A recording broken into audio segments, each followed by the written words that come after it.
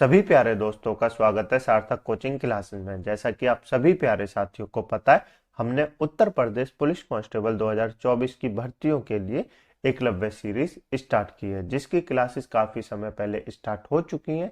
यदि आपने इससे पहले की क्लासेस नहीं देखी तो उनको अवश्य देख लें। उसकी लिंक मैंने आपको नीचे डिस्क्रिप्शन में दे दी है, प्ले लिस्ट बनी हुई है। आप क्रम वाइज तरीके से सारी क्लासेसों को ले सकते हैं और अपने नोट्स बना सकते हैं। नोट्स बनाने के लिए दोस्तों आप हमारे टेलीग्राम ग्रुप को ज्वाइन कर लेना, उससे पीडीएफ डाउनलोड करना और अपने नोट्स बना लेना। ठीक है दोस्तों, पिछली 2 क्लासेसों में हमने मुगल साम्राज्य के बारे में पढ़ा था। मुझे ऐसी उम्मीद है आपने वो क्लासेस अवश्य देख ली होंगी। यदि आपने वो क्लास नहीं देखी तो उनको अवश्य देख लें। उन क्लासेस को देखने के बाद ही आप इस क्लास को देखें। ठीक है, आज हमारा मुगल साम्राज्य का ये अंतिम क्लास है और इसी के साथ हमारे मुगल वंश जो है वो समाप्त हो जाएगा। ठीक है, इससे 2 क्लासेसों में मैंने आपको बाबर, हुमायूं, अकबर और जहांगीर के बारे में बता दिया। मुझे ऐसी उम्मीद है आपने वो सारी क्लासेस है देख ली होंगी। ठीक है, आज हम जानेंगे दोस्तों मुगल साम्राज्य में शाहजहां, औरंगजेब और बाकी जो मुगल वंश के शासक थे उनके बारे में। ठीक है, तो चलिए बिना देर के हुए हमारी आज की क्लास स्टार्ट करते हैं। लेकिन उससे पहले जो प्यारे दोस्त नए हैं वो चैनल को सब्सक्राइब कर लेंगे, वीडियो को लाइक कर देंगे, दोस्तों में शेयर कर देंगे। ठीक है दोस्तों, चलिए अपनी क्लास स्टार्ट करते हैं। देखिए दोस्तों, मैंने आपको पिछली क्लास में जहांगीर के बारे में कंप्लीट बताया था, ऐसा मुझे उम्मीद है कि आपको याद होगा। अब जानते हैं उसके पुत्र शमसुद्दीन महमूद शाहजहां, जिसको शाहजहां के नाम से जाना जाता है, इसके बारे में। ठीक है, इसका शासनकाल कब से कब तक रहा? तो 1627 से लेकर 1657 तक इसका शासनकाल रहा। मुझे ऐसी उम्मीद है आपको याद होगा। शासनकाल पूछा जाता है तो याद रखेंगे। सबसे पहला इसका सामान्य परिचय के बारे में जान लेते हैं। शाहजहां कौन था, इसके पिता का नाम क्या था, वो सब जान लेते हैं। ठीक है दोस्तों, इसका जन्म हुआ था 1592 में। कब हुआ था? 1592 में। बिल्कुल याद नहीं रखना, नहीं पूछा जाता। इसका पिता कौन था? जहांगीर। यानी जहांगीर का पुराना नाम क्या था? तो आप कहेंगे सलीम था। क्या था? सलीम था। याद है आपको? बिल्कुल याद होगा। इसकी माता का नाम क्या था? तो माता जो थी वो राजा उदय सिंह की जो पुत्री थी, जगत गोसाई, उनका ये पुत्र था। ठीक है, याद रखेंगे बिल्कुल। स्थान क्या था, कहां पर ये पैदा हुआ था शाहजहां? तो ये लाहौर में पैदा हुआ था। कहां पे? लाहौर में। लाहौर में किसकी कब्र है? जहांगीर की कब्र है। बिल्कुल याद है, बिल्कुल याद है। तो स्थान जो लाहौर में है वहां पर ये पैदा हुआ था। इसका नाम क्या है? इसका नाम जो है वो खुर्रम है। पहले ये किस नाम से जाना जाता था? खुर्रम नाम से जाना जाता था। बाद में इसका नाम शाहजहां हो गया। जैसे पहले सलीम किस नाम से जाना जाता था? सलीम नाम से। बाद में क्या हो गया? उसका नाम जहांगीर नाम हो गया। ठीक है, तो ऐसे ही पहले शाहजहां को क्या कहा जाता था? खुर्रम कहा जाता था। याद रखेंगे, बिल्कुल याद रखेंगे। इसकी पत्नी का नाम क्या था दोस्तों? इसकी पत्नी का नाम था अर्जुमंद बानो बेगम। क्या था? अर्जुमंद बानो बेगम, जिसकी याद में इसने मुमताज महल बनवाया और ताजमहल बनवाया, जो कि सबसे ज्यादा इंपॉर्टेंट है और आप सभी को पता होगा। ताजमहल का निर्माता कौन? ताजमहल किसने बनवाया? तो आप कहेंगे शाहजहां ने बनवाया। बिल्कुल बिल्कुल। इसने दोस्तों जो अर्जुमंद बानो बेगम है, इसने मलिक ए जामिनी की उपाधि धारण की थी। यानी कि शाहजहां की जो पत्नी है अर्जुमंद बानो बेगम, इसने मलिक ए जामिनी की उपाधि धारण की थी। याद रखेंगे बिल्कुल। 1631 में इसकी मृत्यु होगी। बिल्कुल याद नहीं रखना, बस ये याद रखेंगे। अर्जुमंद बानो बेगम ने कौन सी उपाधि धारण की थी? मलिक ए जामिनी की उपाधि धारण की थी। बिल्कुल क्लियर, बिल्कुल। इसकी याद में शाहजहां ने क्या बनवाया? एक तो मुमताज महल बनवाया और एक ताजमहल बनवाया। याद रखेंगे बिल्कुल। शाहजहां का राज्याभिषेक कब हुआ दोस्तों? शाहजहां का राज्याभिषेक 1628 ईस्वी में आगरा में हुआ। कहां पर हुआ? आगरा में हुआ। ठीक है, आगरा में हुआ। पैदा तो ये लाहौर में हुआ था, लेकिन इसका जो राज्याभिषेक है वो कहां पर हुआ? आगरा में हुआ। याद रखेंगे बिल्कुल। इसने दोस्तों 2 राजधानियां बनाई। एक तो 1628 ईस्वी में जब इसका राज्याभिषेक हुआ तब इसकी राजधानी थी आगरा। क्या थी? आगरा। उसके बाद इसने 1638 ईस्वी में दिल्ली को अपनी राजधानी बनाया। किसको? दिल्ली को। देखिए, आगरा में जो लाल किला है, आगरा में जो लाल किला है उसका निर्माण किसने करवाया? तो आप कहेंगे अकबर ने करवाया। किसने करवाया? अकबर ने करवाया। अभी मैं आगे चल के आपको बताऊंगा। लेकिन दिल्ली का जो लाल किला है उसका निर्माण किसने कराया? तो आप कहेंगे शाहजहां ने करवाया। ठीक है, याद रखेंगे। लेकिन जहांगीर है ना, जहांगीर आगरा में ही राज करता रहा। शाहजहां जो था उसने आगरा से अपनी राजधानी दिल्ली हस्तांतरित की और आगरा जैसा ही लाल किला बनवाने की कोशिश जो है इसने दिल्ली में की थी। तो याद रखेंगे बिल्कुल। यानी कि आपसे पूछा जाए जब कि दिल्ली का लाल किला किसने बनवाया, तो आप कहेंगे शाहजहां ने बनवाया।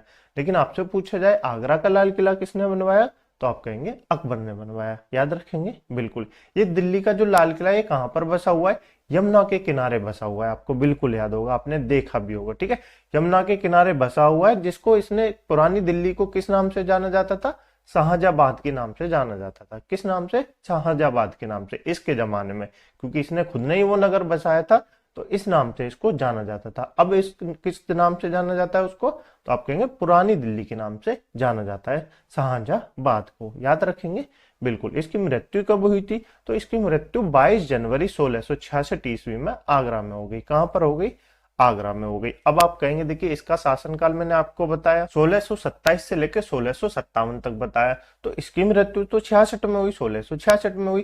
यानी कि बाकी साल क्या क्या, जब इसकी मृत्यु देखिए 1666 में हो गई और इसका कार्यकाल 1657 में ही खत्म हो गया, तो इसका जो पुत्र था ना जहांगीर, अभी हम जानेंगे उसके बारे में, उसने इसको कैद कर लिया था। तो इसलिए देखिए इसका राज्यकाल 1657 में खत्म हो गया। औरंगजेब जो है वो गद्दी पर बैठ गया, तो इसको इसने कैद कर लिया औरंगजेब ने। ठीक है, उसके बारे में अभी हम जानेंगे, तो याद रखेंगे बिल्कुल, इसमें बिल्कुल याद रखेंगे। चले आगे, चलिए आगे चलते हैं। नेक्स्ट जान लेते हैं दोस्तों इसकी जो वास्तुकला थी उसके बारे में। देखिए मैंने आपको बताया शाहजहां का जो वास्तुकला है इसका स्वर्णिम काल कहा जाता है। शाहजहां के जो काल को है वो क्या कहा जाता है? वास्तुकला का स्वर्ण काल कहा जाता है, क्योंकि शाहजहां ने एक ताजमहल जैसी इमारत बनवाई, यूनेस्को की वर्ल्ड हेरिटेज में शामिल है। तो यानी कि शाहजहां के जो काल को कहा जाता है वो वास्तुकला का स्वर्ण काल कहा जाता है। क्या कहा जाता है? वास्तुकला का स्वर्ण काल कहा जाता है। मैंने आपको तीनों बेटों के बारे में बताया। अकबर के काल को क्या कहा जाता है? हिंदी साहित्य का स्वर्ण काल कहा जाता है। जहांगीर के काल को क्या कहा जाता है?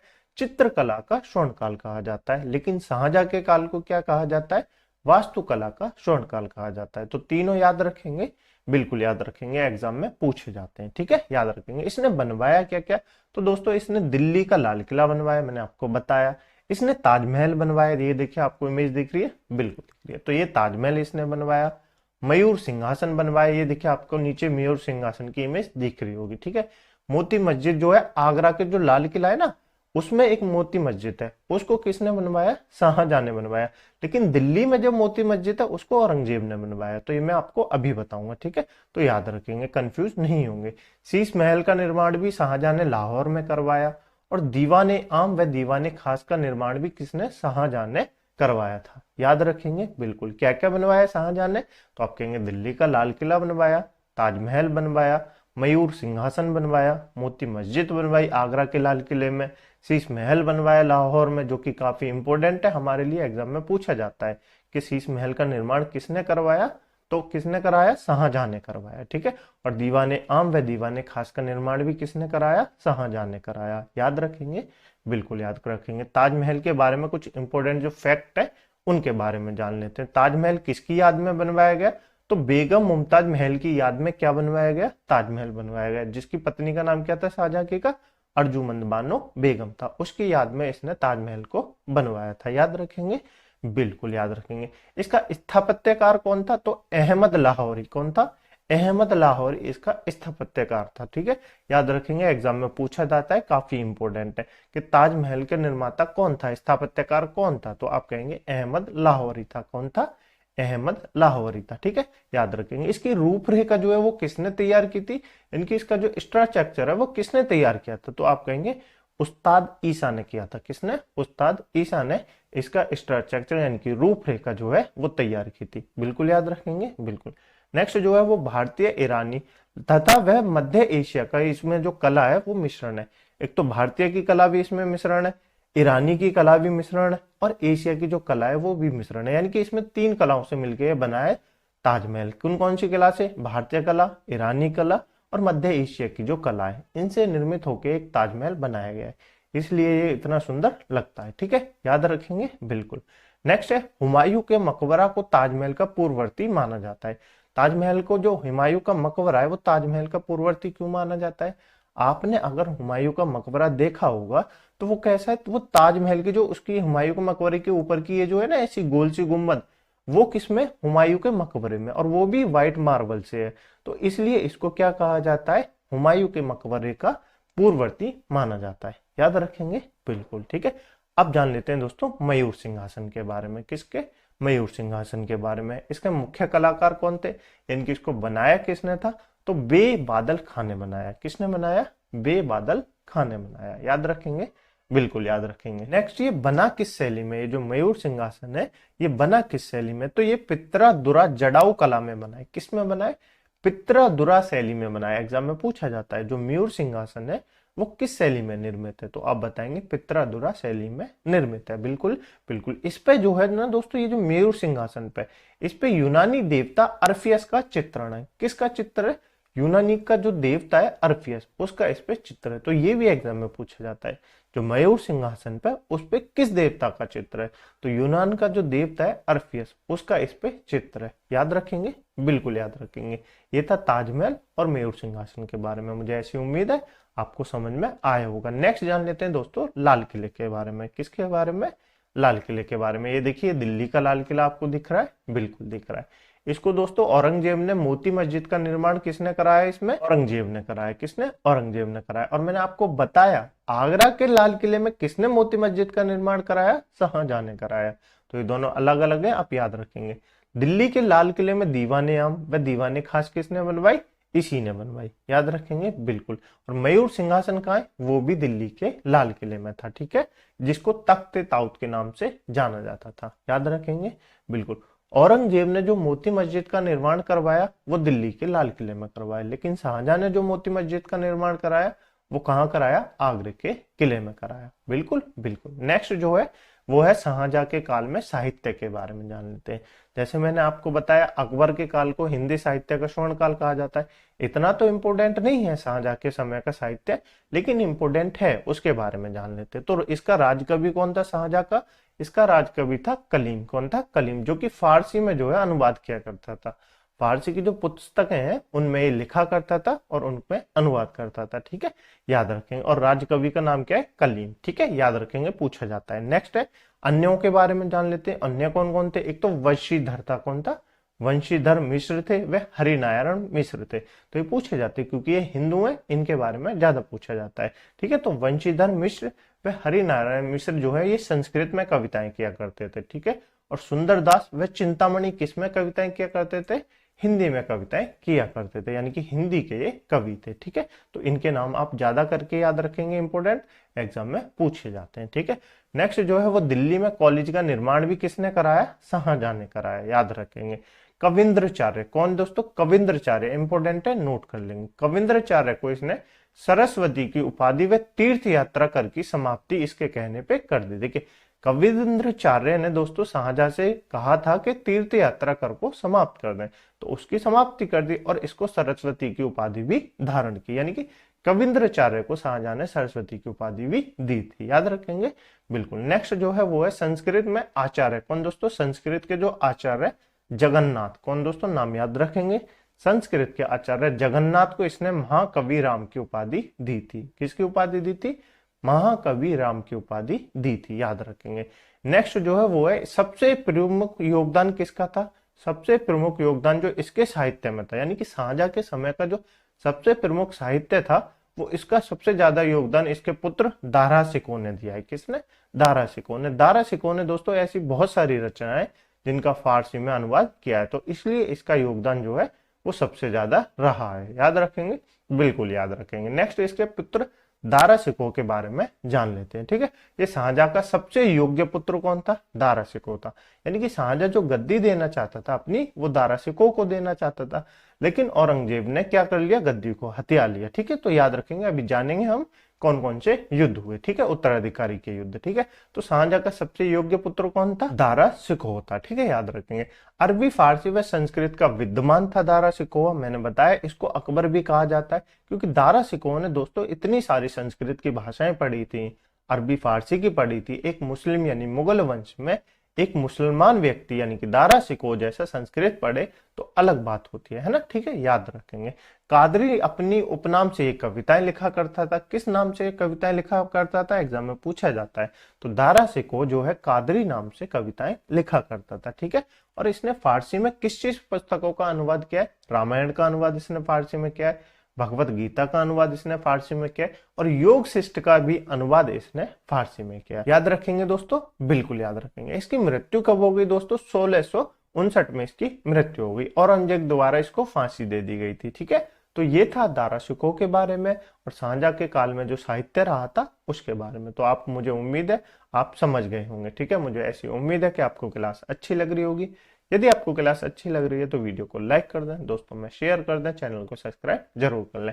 कमेंट बॉक्स में अपने ओपिनियन अवश्य बताएं कि आपको क्लास कैसी लग रही है। ठीक है, चलिए नेक्स्ट जान लेते हैं दोस्तों उत्तराधिकारी के युद्ध के बारे में। शाहजहां के बारे में जितना हमको जानना था उतना काफी है, उतना मैंने आपको बता दिया। बस आप उतने को ही रिवाइज कर लेना और शाहजहां से इससे आगे क्वेश्चन नहीं पूछे जाते। ठीक है, तो ये याद रखेंगे शाहजहां के बारे में।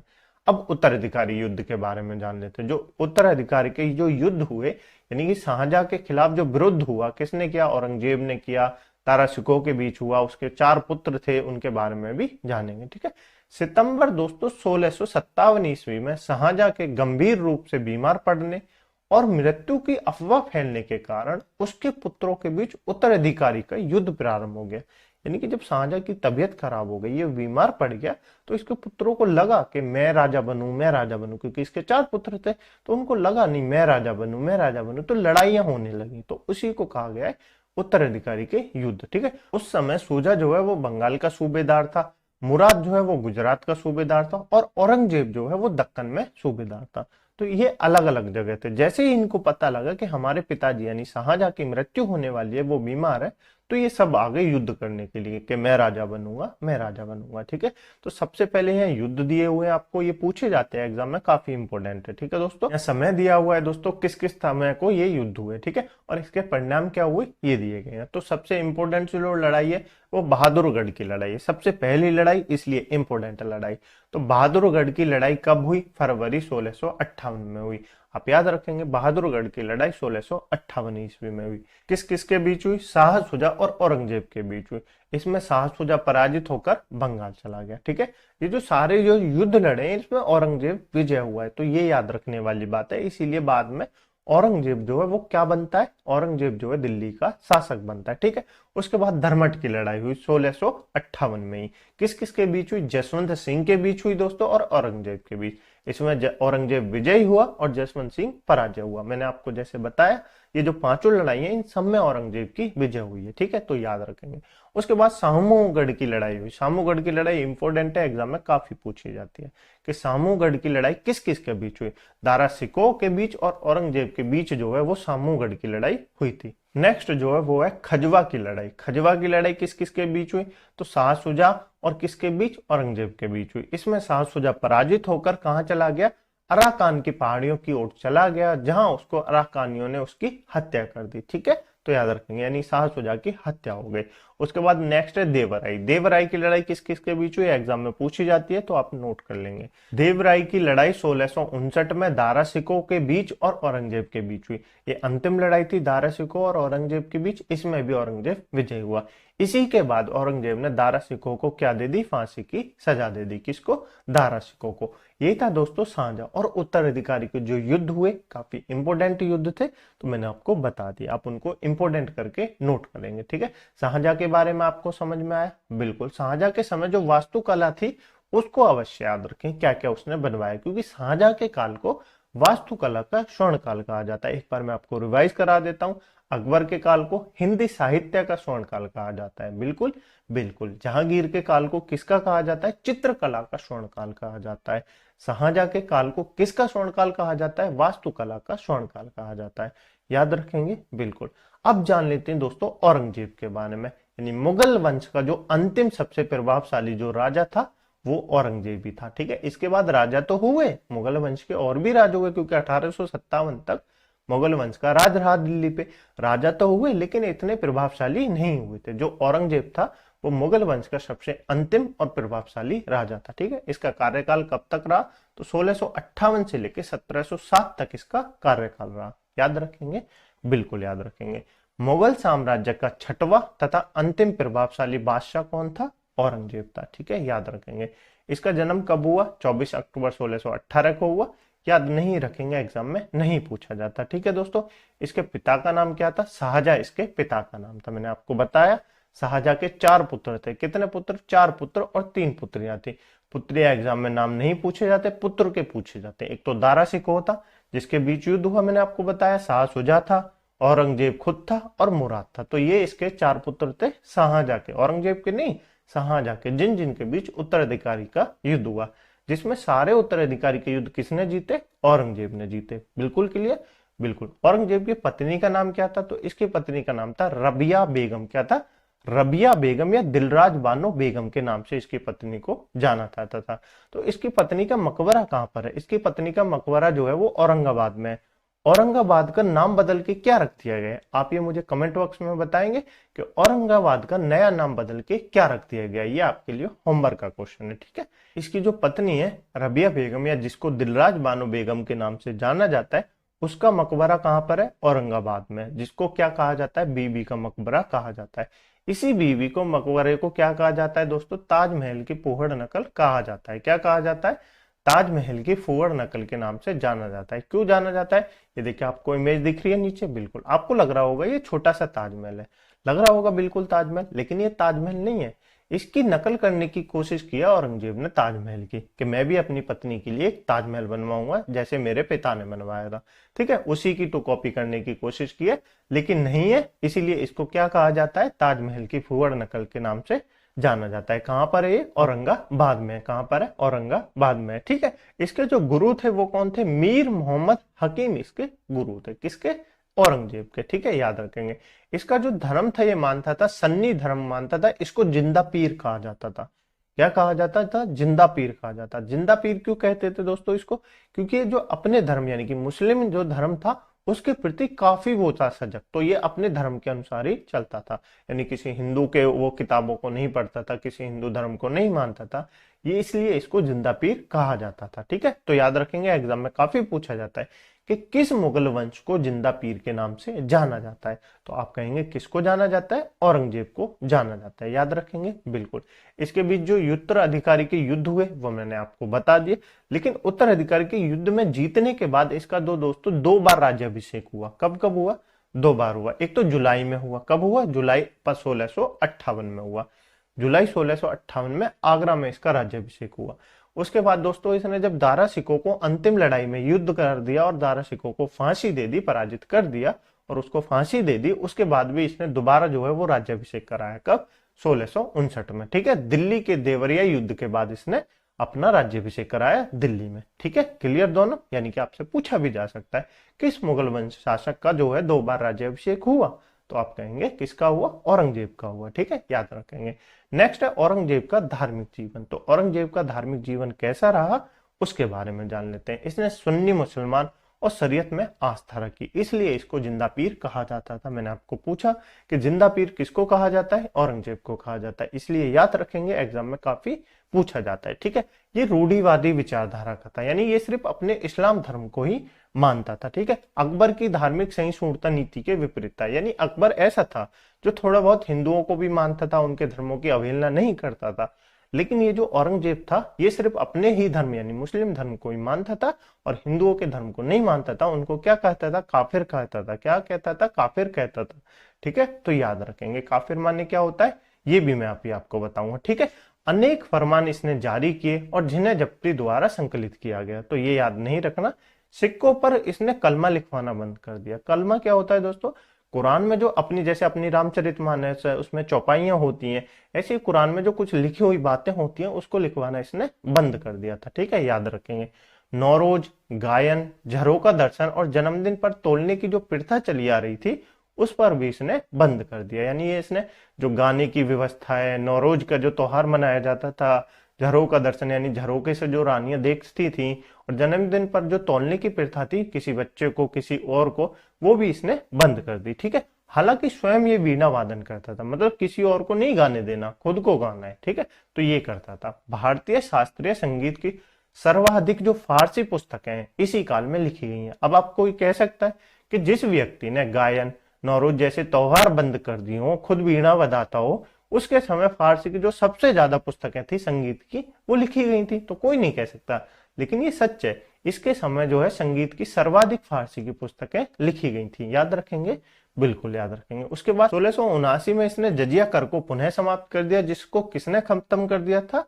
तो आप कहेंगे अकबर ने समाप्त कर दिया था, लेकिन इसने फिर से आरंभ कर दिया। मैंने कहा ना ये अकबर के बिल्कुल विपरीत था, ठीक है। तो याद रखेंगे जजिया कर क्या होता है, आपको याद होगा, नहीं याद तो मैं आपको एक बार और बता देता हूँ। जजिया कर क्या होता है? जजिया कर वो होता है जो गैर मुस्लिम लोगों पर लगाया जाता है। जजिया कर ऐसा कर होता है जैसे कि आप कह दे तीर्थ कर होता है, एक तीर्थ कर होता है, मैंने आपको तीर्थ कर भी बताया था। तीर्थ कर यानी जैसे हिंदुओं पे लगाया जाता था, जो ब्राह्मण होते थे वो कहीं तीर्थ करने जा रहे हैं तो उन पे कर लगाया जाता था। ये सब वो कर थे जो मुस्लिमों पे नहीं लगते थे, मुस्लिम जो गैर मुस्लिम होते हैं उन पे ये सब कर लगते थे। जजिया कर ऐसा ही कर है, जो गैर मुस्लिम का कर होता था उसको ये देना पड़ता था, मतलब जो मुस्लिम नहीं था उसको ये कर देना पड़ता था, इसको जजिया कर कहते थे, ठीक है।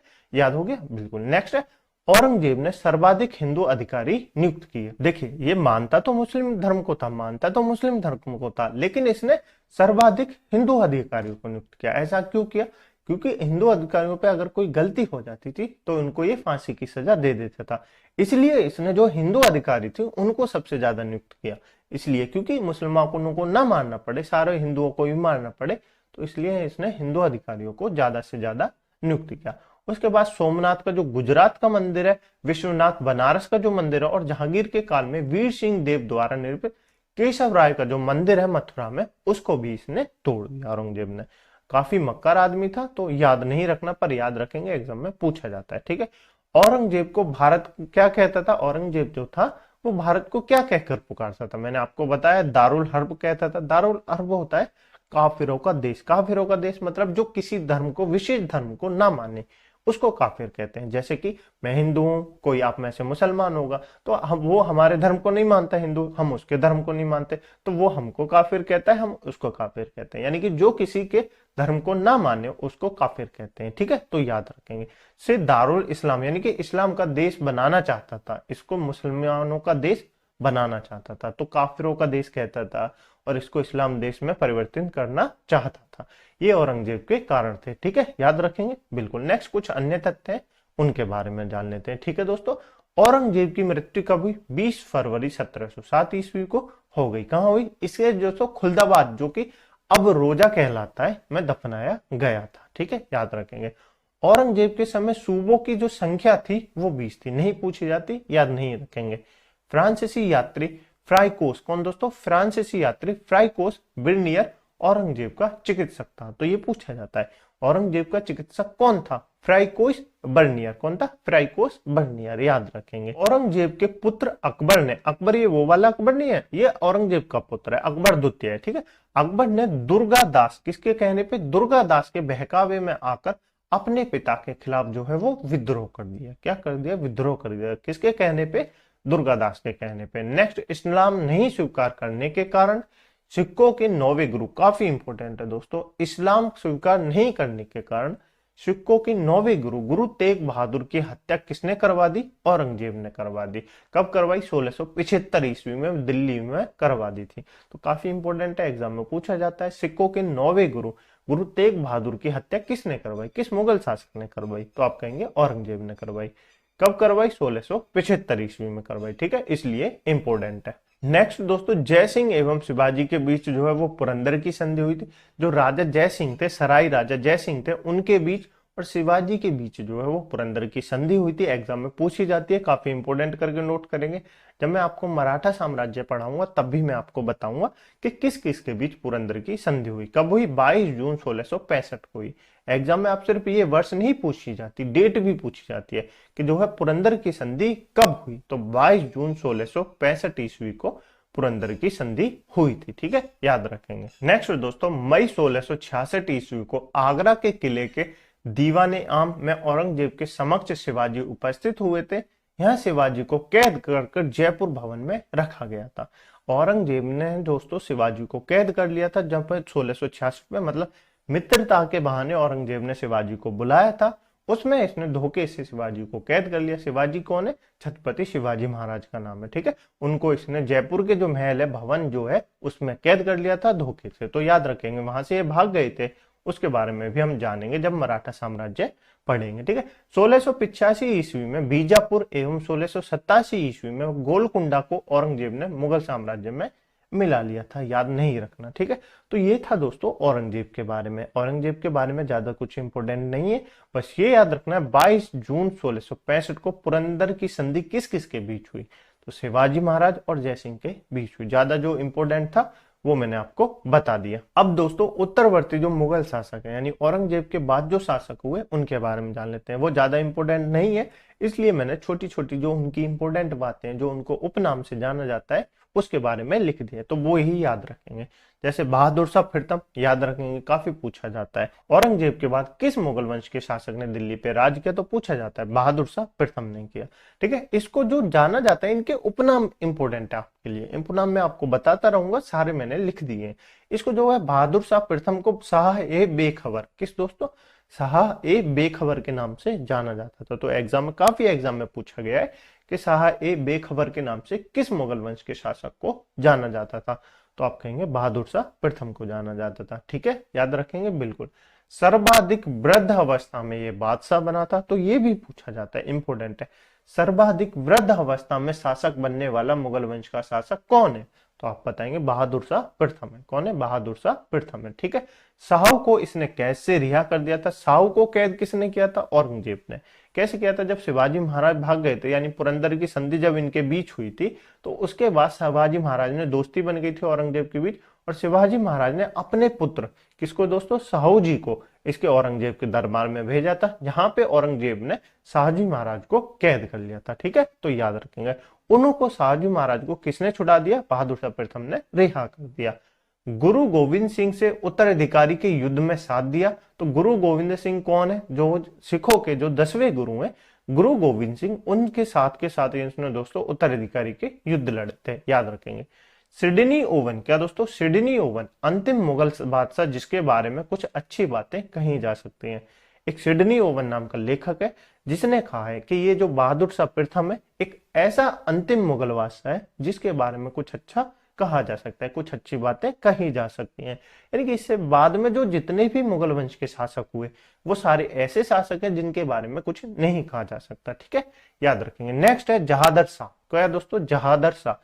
जहादर शाह को दोस्तों लंपट मूर्ख के नाम से जाना जाता है। मैंने आपको बताया इनके जो उपनाम है वो काफी इंपोर्टेंट है। जैसे बहादुर शाह प्रथम को शाह ए बेखबर के नाम से जाना जाता है, काफी इंपोर्टेंट है, एग्जाम में पूछा गया है। तो ऐसे ही पूछा जाता है, लंपट मूर्ख के नाम से किस मुगल वंश के शासक को जाना जाता है, तो आप कहेंगे जहादर शाह के नाम को जाना जाता है। किसको जाना जाता है, जहादर शाह को जाना जाता है, किसके नाम से, लंपट मूर्ख के नाम से, ठीक है। लाल कुंवारी नामक वेश्या पर ये आसक्त था। एक वेश्या नाम की जो लड़की थी लाल कुंवारी, उसके नाम पे ये आसक्त था, ठीक है।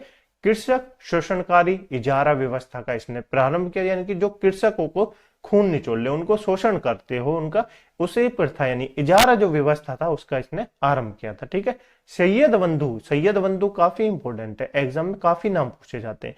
सैयद बंधुओं के नाम बताइए, ऐसे भी पूछा जाता है। सैयद बंधु कौन कौन थे ये भी बताइए, ये भी पूछा जाता है। मुगल वंश में किंग मेकर के नाम से किसको जाना जाता है, ये भी पूछा जाता है। तो सैयद बंधुओं को किंग मेकर के नाम से जाना जाता है। सैयद बंधु कौन कौन थे, तो एक हुसैन अली नाम था और एक था दोस्तों अब्दुल्ला खां, याद रखेंगे।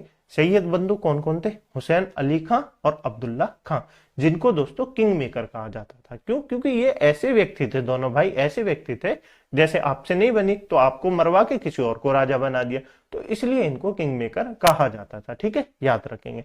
नेक्स्ट जो है बादशाह वो है फर्रुखसियर। कौन है, फर्रुखसियर, जिसको घृणित कायर के नाम से जाना जाता है। इंपोर्टेंट है, नोट करेंगे। घृणित कायर के नाम से किस मुगल शासक को जाना जाता है, तो फर्रुखसियर को घृणित कायर के नाम से जाना जाता है, याद रखेंगे, बिल्कुल याद रखेंगे। सैयद बंधुओं की सहायता से ये बादशाह बना था, और अब्दुल्ला खान, इसको इसने दोस्तों वजीर बनाया था। ये जो सैयद बंधुओं का भाई है अब्दुल्ला खान को उसने फर्रुखसियर ने इसको वजीर बनाया था। क्या बनाया था, वजीर बनाया था। तथा हुसैन अली को मीर बख्शी बनाया था। क्या बनाया था, मीर बख्शी बनाया था, याद रखेंगे। नेक्स्ट जो है जयसिंह को सवाई की उपाधि दी थी। आप कभी राजस्थान गए हो तो आपने सुना होगा सवाई जयसिंह, सुना है, बिल्कुल सुना होगा सवाई जयसिंह के बारे में। काफी महल बने हुए, काफी इमारतें, तो सवाई जयसिंह के नाम से किसने उपाधि दी, जयसिंह को सवाई की फर्रुखसियर ने दी थी। 1761 में बंदा बहादुर को दिल्ली में इसने फांसी दे दी। काफी इंपोर्टेंट है दोस्तों, बंदा बहादुर को किसने दिल्ली में फांसी दे दी। ये बंदा बहादुर कौन है दोस्तों, जो गुरु मतलब सिखों के जो 10वें गुरु थे, गुरु गोविंद सिंह जी, उनके बाद कोई भी गुरु नहीं हुआ सिखों में, कोई भी गुरु नहीं हुआ सिखों में, लेकिन किसी को तो गुरु परंपरा जो है उसकी रक्षा करनी थी, उसको आगे बढ़ाना था। तो ये जो बंदा बहादुर है, जिनको क्या कहा जाता है, बंदा बहादुर जो थे, उन्होंने उसकी कमान सौंपी और उसी को किसने, फर्रुखसियर ने बंदा बहादुर को दिल्ली में फांसी दे दी। याद रखेंगे बिल्कुल। 1719 ईस्वी में संयुक्त बंधुओं ने बालाजी विश्वनाथ द्वारा इसकी हत्या करवा दी।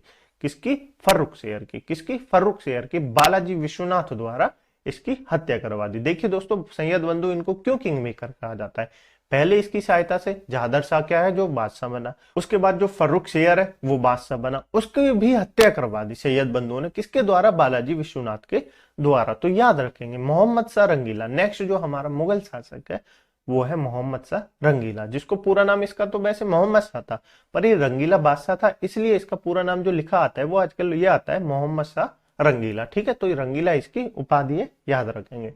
पहला इसने 1719 में निजाम उल मुल्क ने सैयद बंधु को मार दिया। सैयद बंधु यानी किंग मेकर जो थे उनको मार दिया, क्योंकि ये बड़े बादशाह बदलते रहते थे कि उससे नहीं पटी तो उसको मार दिया, उससे नहीं पटी तो उसको मरवा दिया। तो इसने निजाम उल मुल्क ने सैयद बंधु को मार दिया मोहम्मद शाह के कहने पे। ठीक है, अवध में शहादत खां को इसने ईरानी का जो था उसको शासन दे दिया। हैदराबाद में चिंकलीज खां को शासन दे दिया। और वह बंगाल में दोस्तों किसको शासक दे दिया, चिंकलीज खां, और निजाम उल मुल्क को जो है वो बंगाल में जो है वो शासन दे दिया। ठीक है, याद रखेंगे। 1729 में दोस्तों ईरान के सम्राट नादिर शाह, कौन है, नादिर शाह, जिसको ईरान का नेपोलियन कहा जाता है। क्या कहा जाता है, ईरान का नेपोलियन कहा जाता है। काफी इंपॉर्टेंट है, ईरान का नेपोलियन किसको कहा जाता है, जो नादिर शाह है उसको कहा जाता है। इसने दिल्ली पे आक्रमण कर दिया 1739 ईस्वी में। और नादिर शाह ने दोस्तों तख्ते ताउत, जिसको मयूर सिंहासन कहते हैं, उसको और कोहिनूर को वो लेके चला गया। तो तख्ते ताउत और कोहिनूर कैसे गया, नादिर शाह के हाथों से चला गया। ठीक है, याद रखेंगे, यानी नादिर शाह जो है वो उसको ले गया, किससे, मोहम्मद शाह रंगीला से ले गया। याद रखेंगे बिल्कुल। इसके बाद कुछ ज्यादा इंपोर्टेंट शासक नहीं है मुगल वंश में, तो आपको उनके बारे में नहीं याद रखना। ठीक है, कुछ अन्य फैक्ट जो है, जो अन्य तथ्य हैं उनके बारे में जान लेते हैं। आलमगीर द्वितीय के समय प्लासी का युद्ध हुआ था, तो ये आपको डेट बतानी है। एक तो मैंने आपको दो क्वेश्चन दिए, एक तो मैंने बताया औरंगाबाद का नया नाम क्या है, ये आपको बताना है, और प्लासी का युद्ध कब हुआ ये आपको कमेंट बॉक्स में बताना है। ये आपके लिए होमवर्क है। ठीक है, मैं बता सकता हूँ, ऐसा नहीं है नहीं मैं बता सकता, लेकिन मैं चाहता हूँ कि आप भी थोड़ा रिसर्च करें और आप भी बताएं। तो प्लासी का युद्ध कब हुआ ये आप मुझे कमेंट बॉक्स में अवश्य बताना। ठीक है, नेक्स्ट जो है शाह आलम, कौन दोस्तों, शाह आलम द्वितीय के कार्यकाल में पानीपत का तृतीय युद्ध हुआ। किसके काल में दोस्तों, शाह आलम द्वितीय के काल में पानीपत का तृतीय युद्ध हुआ 1761 में, तथा बक्सर का युद्ध 1764 में हुआ। ठीक है, याद रखेंगे। पानीपत का तृतीय युद्ध मराठा और अहमद शाह अब्दाली के मध्य हुआ, जिसने भारत पर 8 बार आक्रमण किया था। ये जो अहमद शाह अब्दाली है, इसने भारत पर 8 बार आक्रमण किया था। ठीक है, किस किस के बीच हुआ पानीपत का तृतीय युद्ध, मराठाओं तथा अहमद शाह अब्दाली के बीच हुआ था। ठीक है, नेक्स्ट जो है शाह आलम द्वितीय, कौन, शाह आलम द्वितीय, जिसको अली गौर के नाम से जाना जाता था। अंग्रेजों के साथ इसने इलाहाबाद की संधि की, कब, 1765 ईस्वी में। याद रखेंगे बिल्कुल। और ये जो है अंग्रेजों का प्रथम पेंशनर बादशाह बना। तो ये भी एग्जाम में पूछा जाता है, कौन सा शासक जो है मुगल वंश का वो अंग्रेजों का प्रथम पेंशनर बादशाह बना, तो आप कहेंगे शाह आलम द्वितीय। ठीक है, नेक्स्ट जो है वो है शाह आलम द्वितीय के शासनकाल में अंग्रेजों ने दिल्ली पर अधिकार कर लिया। किस पे, दिल्ली पे अधिकार कर लिया शाह आलम द्वितीय के शासनकाल में। ठीक है, अकबर द्वितीय, मैंने आपको बताया किसका पुत्र है अकबर द्वितीय, औरंगजेब का। अकबर द्वितीय ने राजा राम मोहन राय को राजा की उपाधि दी थी। किसकी, राजा की उपाधि दी थी। ये पूछा जाता है एग्जाम में कि राजा राम मोहन राय को राजा की उपाधि किसने दी, अकबर द्वितीय ने दी थी। इसकी उपाधि देकर इसने अपनी जो केस लड़ने के लिए, यानी कि इसकी जो पेंशन रोक दी थी अंग्रेजों ने, उस केस को लड़ने के लिए इंग्लैंड भेजा। कहा, इंग्लैंड भेजा, जहां पे उनकी हत्या हो गई 1833 ईस्वी में। राजा राम मोहन की मृत्यु हो गई कहाँ, ब्रिस्टल में। कहां पर, ब्रिस्टल में। एवन नदी के किनारे ब्रिस्टल में राजा राम मोहन राय की जो है वो मृत्यु हो गई। तो ये भी पूछा जाता है, राजा राम मोहन राय की मृत्यु जो है कहां पर हुई, ब्रिस्टल में हुई। किस नदी के किनारे हुई, एवन नदी के किनारे हो गई। ठीक है, नेक्स्ट जो है 1835 में मुगल सिक्के चलना जो है वो बिल्कुल बंद हो गए थे। ठीक है, इसके बाद मैंने आपको बताया ना, ये जो शासक हैं बिल्कुल किसी भी काम के शासक नहीं है। तो अंग्रेजों ने जो है वो भारत पे अपनी सत्ता जमा ली। ठीक है, बहादुर शाह जफर या बहादुर शाह, जिसको द्वितीय जो था वो अंतिम मुगल सम्राट था, जिसे अंग्रेजों ने कैद करके रंगून भेज दिया। कहाँ भेज दिया? रंगून भेज दिया। ठीक है। मशहूर शायर मिर्जा गालिब जो है वो बहादुर शाह के समकालीन थे, तो ये पूछा जाता है मिर्जा गालिब किसके समकालीन थे? तो बहादुर शाह के समकालीन थे। बहादुर शाह सफर जो है, बहादुर शाह जफर जो है ने लाल किले में हीरा महल बनवाया। किसका बनवाया? हीरा महल बनवाया। हयात बख्श बाग भी लाल किले में स्थित है। ये सब बहादुर शाह जफर ने बनवाया। एक तो लाल किले में हीरा महल बनवाया और जो बख्श बाग भी है वो भी लाल किले में इसने ही बनवाया, बहादुर शाह ने। ठीक है। ये था दोस्तों मुगल वंश। आपको कैसा लगा मुगल वंश? मुझे उम्मीद है आपको क्लासेस अच्छी लगी होंगी। यदि आपको क्लास अच्छी लगी है तो वीडियो को लाइक कर दें, दोस्तों में शेयर कर दें, चैनल को सब्सक्राइब जरूर कर लें। इस क्लास की पीडीएफ डाउनलोड करने के लिए आप हमारे टेलीग्राम ग्रुप को ज्वाइन कर सकते हैं, जिसकी लिंक मैंने आपको नीचे डिस्क्रिप्शन में दे दी है। उस पर जाना, टेलीग्राम ग्रुप को अवश्य ज्वाइन करना, क्योंकि ये वाली क्लास और इससे आने वाली आगे सभी क्लासेसों की पीडीएफ आपको उसी टेलीग्राम ग्रुप पर मिलेगी। तो इसलिए टेलीग्राम ग्रुप को अवश्य ज्वाइन कर लें। ठीक है। कैसी लगी आपको क्लास तो कमेंट बॉक्स में अपने ओपिनियन बताना ना भूलें, और जो आपको होमवर्क के लिए क्वेश्चन दिया है उनके आंसर भी अवश्य बताएं। ठीक है। चलिए मिलते हैं अगली क्लास में एक नए चैप्टर के साथ। तब तक के लिए अपना ध्यान रखिएगा। जय हिंद, जय भारत।